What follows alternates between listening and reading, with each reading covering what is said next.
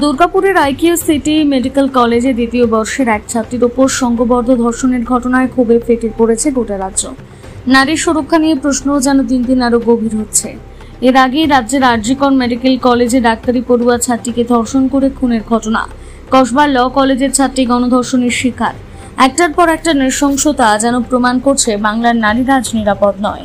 এই ভয়াবহ ঘটনার প্রতিবাদে রবিবার আগুন জ্বলল মেদিনীপুরে।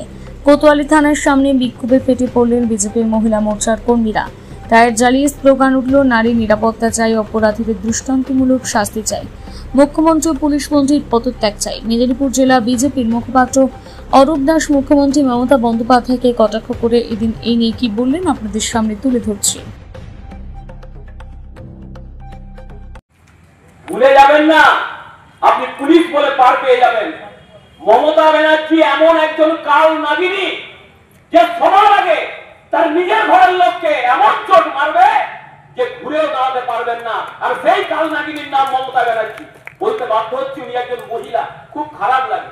আজকে উনি দুর্গাপুর কাণ্ডে বলেছেন যে সন্ধ্যে আপনার উপর প্রযোজ্য, আপনিও তো মহিলা, সন্ধ্যার পর ছাড়া আপনিও বেরোবেন না, সন্ধ্যার পর। আপনি বলছেন দুর্গাপুর ওই বেসরকারি কলেজের কর্তৃপক্ষেরও কিছু দায় থেকে যায়, রেয়াত করব না। রেয়াত তো আপনাকে করা উচিত নয়, কারণ আরজিকর সরকারি কলেজ, কসবা ল কলেজ সরকারি কলেজ, তার মাথায় আপনি বসে আছেন মুখ্যমন্ত্রী হিসেবে। সবার আগে আর ধাক্কা দিয়ে আপনাকে জেলে পড়া উচিত মমতা ব্যানার্জি। রেয়াত তো আপনাকেও করা উচিত নয়। আজকে সারা পশ্চিমবঙ্গে জেহাদি কালচার শুরু করে দিয়েছেন, আর সেই জেহাদিদের প্রশ্রয় দিচ্ছে শুধুমাত্র ট্রান্সফার হয়ে যাওয়ার ভয়ে পশ্চিমবঙ্গ পুলিশ।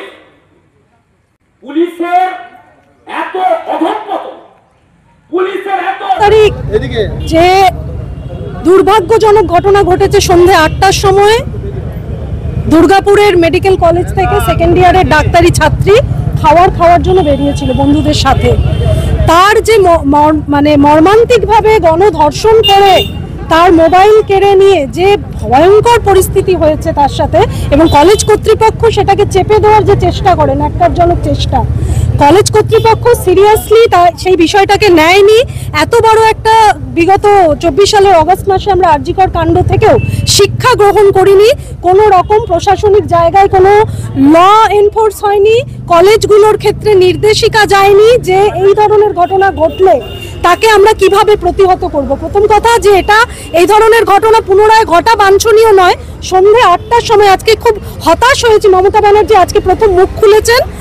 অ্যারেস্টও হয়েছে ন্যাশনাল কমিশন ফর উইমেন যখন পদক্ষেপ করেছে, তারপরে পুলিশ স্টেপ নিয়েছে, ৩ জনকে অ্যারেস্ট করেছে। সেগুলো সবই বলতে গেলে এখন সাম্প্রদায়িক কথা হবে, জেহাদি তারা ঘটনাচক্রে। এবং অ্যারেস্ট করার পরে মুখ্যমন্ত্রী স্টেটমেন্ট দিয়েছেন, ঘটনা ঘটার সাথে সাথে উনি কোনো স্টেটমেন্ট দেননি। সেই স্টেটমেন্টের মধ্যে খুব দুঃখজনকভাবে পশ্চিমবঙ্গে উনি বলছেন মহিলারা রাত্রেবেলা যেন না বেরোয় কোনো জায়গা থেকে। আর উনি দায় এড়িয়ে দিচ্ছেন প্রাইভেট কলেজ বলে। প্রাইভেট কলেজও সরকারের নিরীক্ষণের মধ্যে, ল অ্যান্ড অর্ডার সরকারের দ্বারাই পরিচালিত হবে, শিক্ষা ব্যবস্থাতে সেটাই আমরা জানি হয়ে থাকে। তাহলে উনি প্রাইভেট কলেজ কথাটা বারবার কেন বলছেন? যদি উনি প্রাইভেট কলেজের ছাত্রীদের নিরাপত্তা দিতে পারবেন না, তাহলে প্রাইভেট কলেজের ব্যবস্থা উঠিয়ে সরকার অধিগ্রহণ করুক সব কিছু, এবং তাতেই যদি সুরক্ষিত করা যায় আমাদের মা বোনেদের। আমাদের বাইরের রাজ্য কিন্তু একই দেশ, দেশের সন্তান, দেশের কন্যা, তারা সন্ধ্যে ৮টার সময় সেই স্বাধীনতা নেই যে তারা রাস্তায় বেরোবে। আমাদেরও এখানে মেডিকেল কলেজ রয়েছে, আমিও জানি আমাদের নার্সিংয়ের স্টুডেন্টরা, ডাক্তারি পড়ার ছেলেমেয়েরা তারা বেরোয়, সন্ধ্যাবেলা খাওয়া দাওয়া করতে তারা বেরোয়। ওটা মোটেই রাত্রি ১২টা নয় উনি যেটা বললেন। আবার এটাও যদি ধরে নিই উনার কথা মতো, তাহলে কর্মস্থলে রাত্রিবেলা ১০টার পরে আমাদের যে বোন আরজিকরের, তিনি কিভাবে গণধর্ষণের শিকার হলেন, ওটার ব্যাখ্যা তাহলে উনি কি দেবেন? সেখানেও একেবারে প্রহসন হয়েছে বিচার ব্যবস্থার নামে।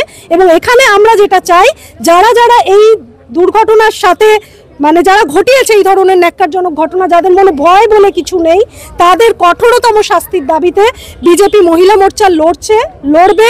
এবং এই ধরনের ঘটনা যাতে মেয়েরা সুরক্ষিতভাবে রাস্তায় বেরোতে পারে, তাদের জন্য যেন এরকম না হয় যে সন্ধ্যে ৮টার পরে তাকে বাড়িতে বসে থাকতে হবে দরজায় তালা দিয়ে। সেখানেও কি সে সুরক্ষিত? সেটাও আমার প্রশ্ন। কেন কি আমরা জানি গ্রামে গঞ্জে সন্ধ্যে 6টার পরে অন্ধকার নেমে গেলে বর্তমান পশ্চিমবঙ্গে কোনো মহিলা সেভাবে সুরক্ষিত নয়, নিজের দায়িত্ব নিজেকে নিতে হচ্ছে। আপনার নাম আর ডেট? আমি পারিজাত সেনগুপ্ত, মহিলা মোর্চা জেলা সভানেত্রী, বিজেপি মেদিনীপুর।